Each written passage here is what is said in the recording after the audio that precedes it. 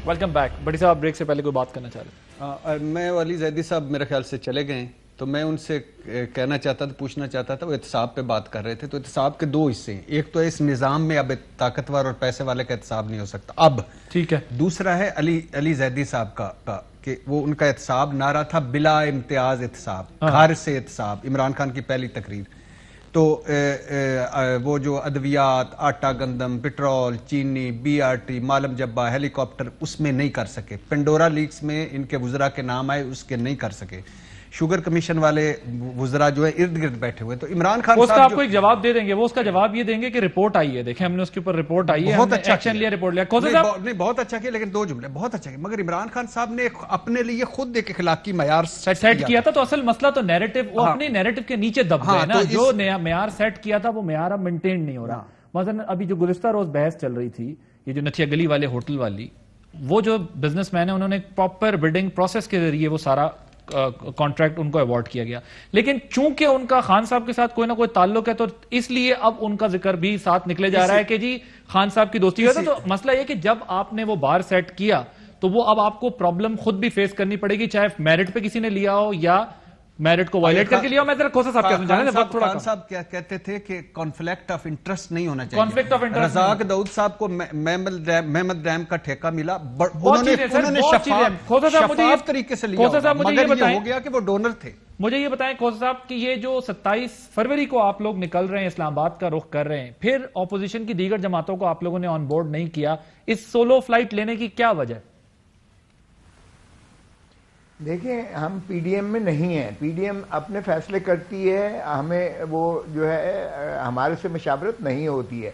ये हमारी सीईसी का सेंट्रल एग्जीक्यूटिव कमेटी की 2 रोज़ा नशिस्त थी लाहौर में, जिसमें मैं भी मौजूद था, और उसमें हमने जो है सैर हासिल इस चीज़ पर बहस की है कि जो है मुल्की हालात क्या हैं इस वक्त, मौरूजी हालात क्या हैं इस वक्त, हुकूमत जो है वो किस कदर जो है अवाम पर जुल्म ढा रही है, जिस तरह से गुर्बत की दहलीज में धकेल दिया गया है, जिस तरह मुआशी बदहाली है, जिस तरह IMF की डिक्टेशन ली जा रही है।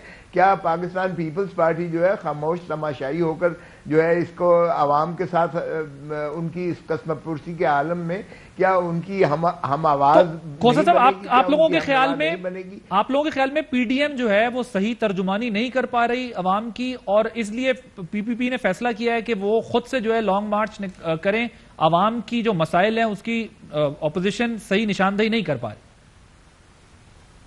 नहीं, ऐसी बात नहीं है। वो अपने तौर पर कर रहे हैं, भले वो हमारे साथ शरीक होना चाहते हैं फाबिया, लेकिन हम एक सबसे बड़ी पाकिस्तान की जो है एक पुरानी जमात है, एक मंझी हुई जमात है, एक बाकायदा हमारी शहादतों की एक दास्तान है, रकम की है हमने मुल्क में, हमने कुर्बानियों की एक ऐसी मिसाल पैदा की है जो दुनिया में कहीं नहीं है हमारी क़यादत ने। तो आपने अपनी एक पार्टी की पोजीशन को समझते हुए फैसला किया है कि पीपल्स पार्टी एक सिंगल हैंडेडली सारी चीजों को डील करेगी, क्योंकि पीडीएम में आप नहीं है। मियां साहब, पीपल्स पार्टी का यह ख्याल है कि हम सही मायनों में अवाम की तर्जुमानी करना चाहते हैं, इसलिए हम 27 फरवरी को निकल रहे हैं। मार्च में तो आप लोगों ने भी मार्च की और फाइनल डेट्स देने की बातें की थी।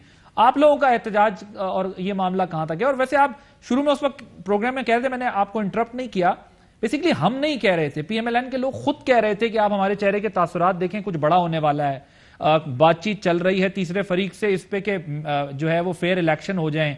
सो एक जनरल इंप्रेशन पीएमएलएन की तरफ से भी बनाया गया था कि कुछ होने वाला है, हमारी किसी सतह पर यह बात चल रही है कि चीजों को ठीक करें और मियां साहब वापस आने वाले।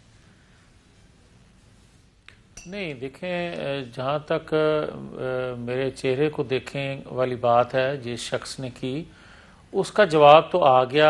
DGISPR की तरफ से जो स्टेटमेंट आया, तो उस पर तो हम खुश हैं, हम तो उसको बिल्कुल वेलकम करते हैं, और यही हमारी जद्दोजहद का मकसद है कि किसी के लिए भी ये नहीं होना चाहिए कि आप किसी को मुंतखब करवाएं या किसी को आप ला के बिठा दें या किसी का एहतसाब करवाएं और किसी का एहतसाब ना होने दें।